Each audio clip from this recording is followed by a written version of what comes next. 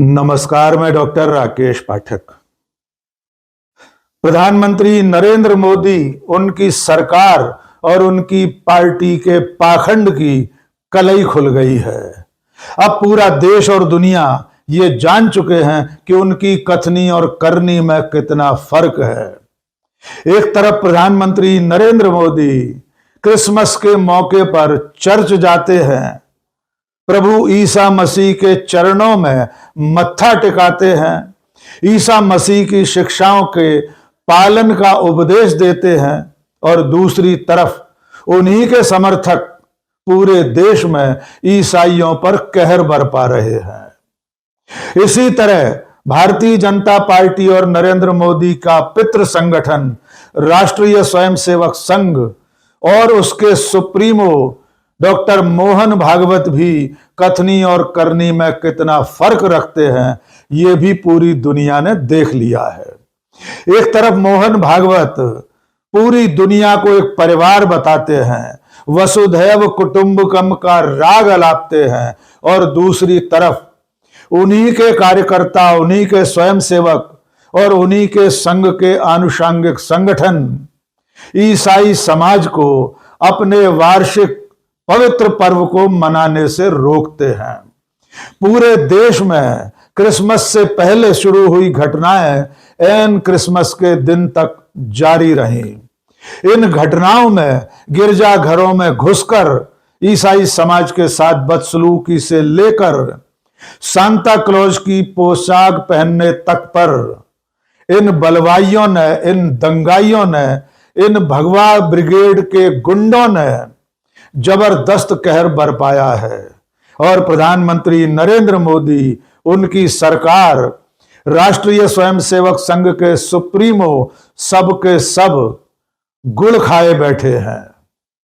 आइए इनके पाखंड की सिलसिलेवार पड़ताल करते हैं। सबसे पहले आपको दिखाते हैं प्रधानमंत्री नरेंद्र मोदी का वो दृश्य जिसमें वे चर्च जा रहे हैं, प्रभु ईसा मसीह के सामने हाथ जोड़कर खड़े हैं, अपने ट्विटर हैंडल पर क्रिसमस की तमाम तस्वीरें साझा कर रहे हैं। आइए देखिए नरेंद्र मोदी के ये नजारे।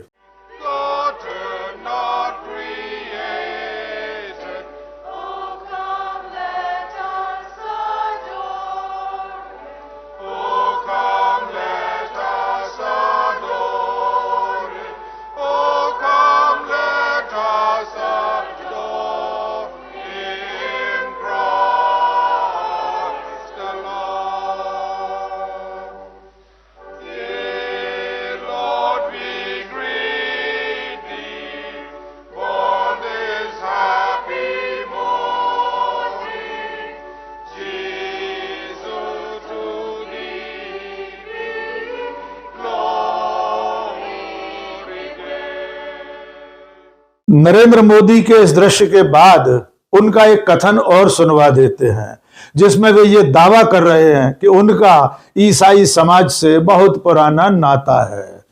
आइए सुन लीजिए। संबंध कोई नया नहीं है, बहुत पुराना बड़ा आत्मीय नाता रहा है और बड़े वार्म रिलेशंस रहे हैं। नरेंद्र मोदी के क्रिसमस मनाने, चर्च जाने और ईसाई समाज से बहुत पुराना रिश्ता बताने के बावजूद तमाम हिंदुत्ववादी संगठनों के लोगों ने ईसाई समाज को इस साल भी बख्शा नहीं है। पिछले कई सालों से जो घटनाएं चल रही थीं, इस बार भी उससे ज्यादा घटनाएं हुई हैं। एक एक करके आपको कई घटनाओं के वीडियो और तस्वीरें दिखाएंगे, फिर आप अंदाजा लगा पाएंगे कि किस तरह नरेंद्र मोदी, उनकी पार्टी और उनका पितृ संगठन कथनी और करनी में भेद रखता है। देश की राजधानी दिल्ली, मध्य प्रदेश के जबलपुर शहर, छत्तीसगढ़ के रायपुर, उड़ीसा, उत्तर प्रदेश में लखनऊ और देश के न जाने कितने शहरों में क्रिसमस के पहले से कम एक हफ्ते पहले से ऐसी घटनाएं शुरू हो गई थीं, जब भगवा ब्रिगेड के गुंडों ने ईसाई समाज पर हमले शुरू कर दिए थे। आप कई दृश्य हमारे पिछले वीडियो में देख चुके हैं। आइए कुछ दृश्य और दिखाते हैं। ये दृश्य देख लीजिए। ये छत्तीसगढ़ की राजधानी रायपुर का है। यहां पर इन गुंडों की भीड़ ने एक बड़े मॉल के सामने क्रिसमस के मौके पर की गई सजावट को किस तरह तहस नहस किया है, किस तरह तोड़फोड़ की है, ये नजारा देखकर आप हैरान रह जाएंगे। क्रिसमस की पूर्व संध्या पर हुई इस तोड़फोड़ को पूरी दुनिया ने देखा है। छत्तीसगढ़ में ही तथाकथित धर्मांतरण के खिलाफ हिंदुत्ववादी संगठनों ने ऐन क्रिसमस के दिन बंद का आह्वान भी किया था। और अब उत्तर प्रदेश के बरेली शहर का नजारा देख लीजिए। यहां पर बजरंग दल और विश्व हिंदू परिषद के लोग एक चर्च के सामने जमा हुए और हनुमान चालीसा का पाठ शुरू कर दिया। मानो पूरे बरेली में हनुमान चालीसा का पाठ पढ़ने के लिए उन्हें कोई हिंदू मंदिर नहीं मिला। इसी तरह जबलपुर में एक चर्च में घुसकर इन्हीं बलवाइयों ने, इन्हीं दंगाइयों ने किस तरह बवाल किया था, वो दृश्य भी देख लीजिए।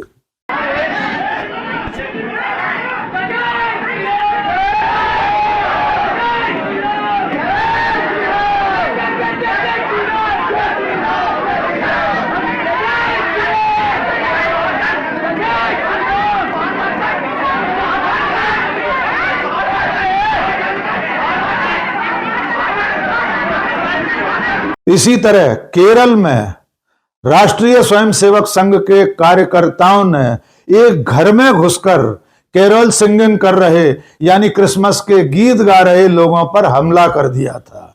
इसमें राष्ट्रीय स्वयंसेवक संघ के एक कार्यकर्ता की गिरफ्तारी भी हुई है।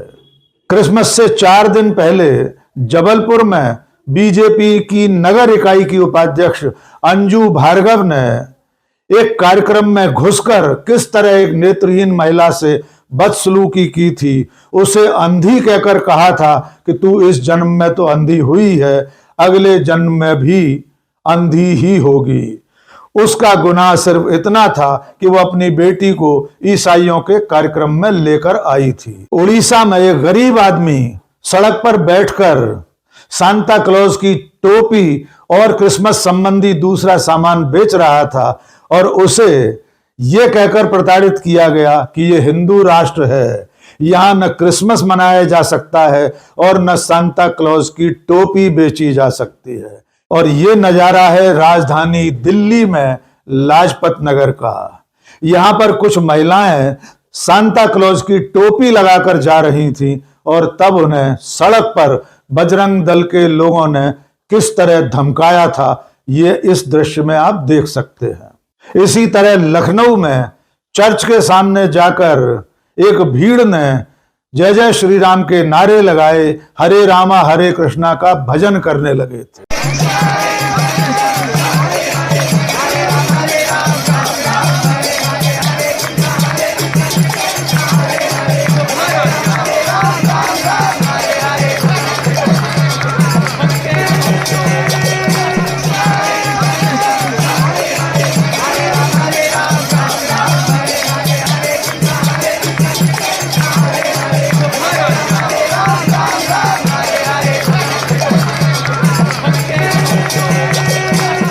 ये चंद घटनाएं हैं जिनके दृश्य हमने आपको दिखाए हैं।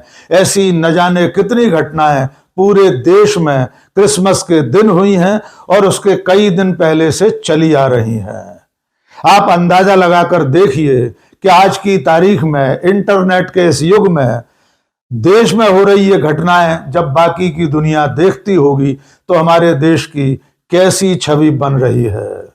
पूरी दुनिया इन घटनाओं को देख रही है कि किस तरह सत्ता में बैठे लोग और उनके समर्थक किस तरह ये भगवा गुंडे अल्पसंख्यकों पर अत्याचार कर रहे हैं। क्रिसमस जैसे पवित्र त्योहार को मनाने से ईसाइयों को रोका जा रहा है और दूसरी तरफ खुद प्रधानमंत्री नरेंद्र मोदी चर्च में जाते हैं, प्रभु ईसा मसीह के प्रवचन सुनते हैं, ईसाई समाज से अपना रिश्ता बखानते हैं।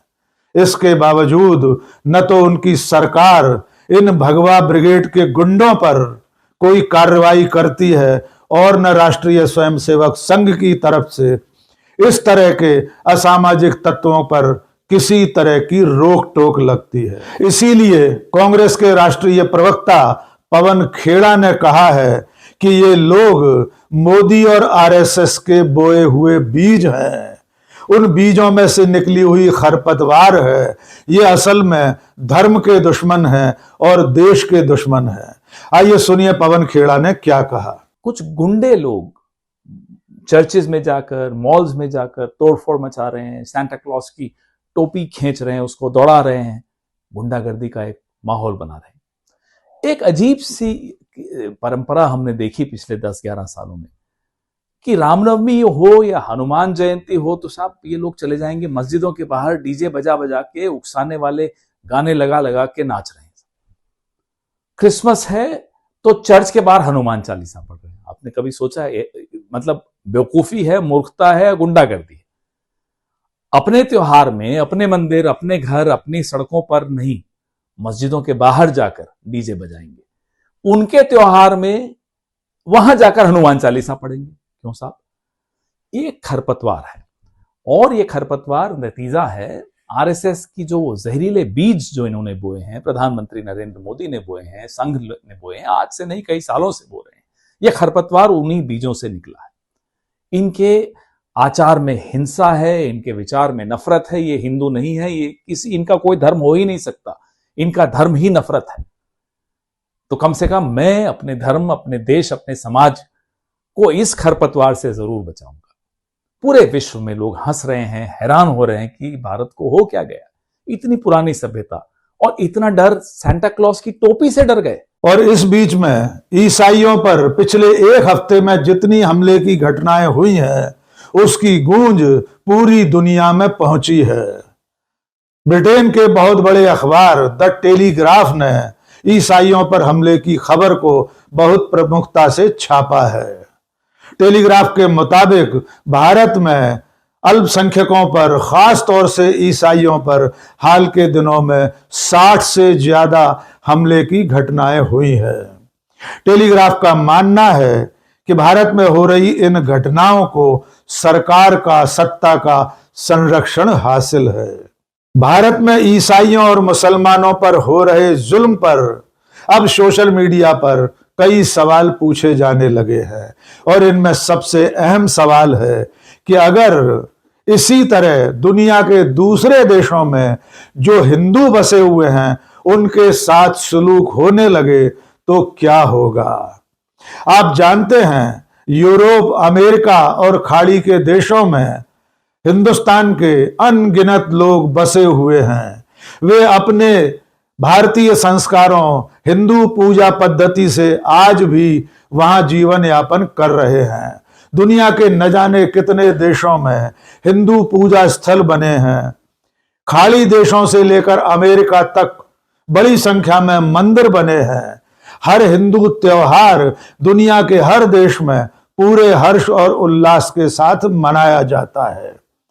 तो कल्पना करके देखिए कि अगर उन देशों के बहुसंख्यक हिंदुओं को उनका त्योहार मनाने से रोकने लगे, अगर वहां के बहुसंख्यकों की भीड़ मंदिरों में घुसकर, घरों में घुसकर आपको पूजा अर्चना करने से, आरती करने से, कीर्तन करने से रोकने लगे तो क्या होगा। ये एक ऐसा सवाल है जो आज की तारीख में सच्चे हिंदू को जरूर सोचना चाहिए, सच्चे हिंदुस्तानी को जरूर सोचना चाहिए। उसे सोचना चाहिए कि ये भगवा ब्रिगेड के गुंडे किस तरह हिंदू धर्म को और देश को नुकसान पहुंचा रहे हैं। वो दिन दूर नहीं जब दुनिया के तमाम ईसाई देश या मुस्लिम देश अपने अपने देशों में हिंदुओं के साथ क्या सलूक किया जाए इस पर विचार करने लगेंगे। ऐसा हो उससे पहले अपने देश में नफरत के इस कारोबार को रोक लीजिए।